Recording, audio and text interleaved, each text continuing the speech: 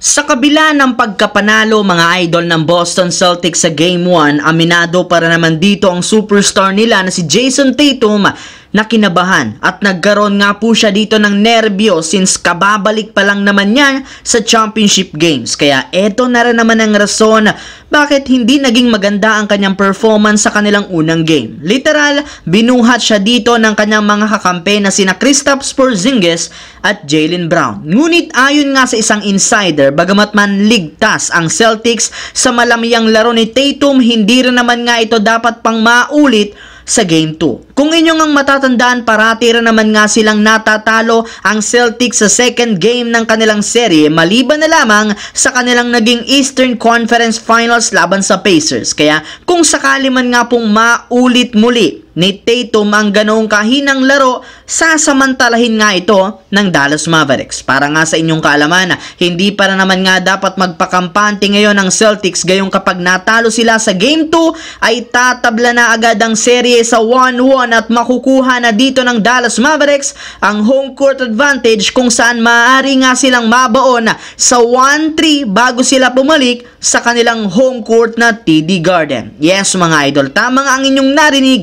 Kahit man angat sila ngayon, hindi pwedeng magsaya ang Boston Celtics lalo pat mahaba-haba pa ang serye at marami pa ditong pwedeng mangyari. Base nga sa ginawang survey, halos lahat nga ng states ngayon sa Amerika, suportado ang Dallas Mavericks na manalo ng kampeonato. Kaya hindi na nga kayo dapat pang magtaka kung bakit marami ang tumutulong at nagbibigay ideya para sa manalo sa Game 2. At isa dyan si LeBron James na hindi rin naman siya nag-aalala kahit manatalo ang Mavericks sa Game 1, gayong expected na makakagawa ito ng adjustment sa depensa para mapigilan ng Boston. Inaasahan rin naman niya na mas magiging agresibo si Kyrie Irving sa ilalim at pagsalaksak sa pagtatala ng puntos. Ngunit maliban dyan, kailangan rin naman nga pong mag-step up dito ang kanyang tinutukoy na si PJ Washington na siyang binibigyan parate ng mga libreng tira ng Boston. Kaya kailangan talaga niyang samantalahin ang oportunidad na ito para makapagtala ng puntos at makagawa ng malaking impact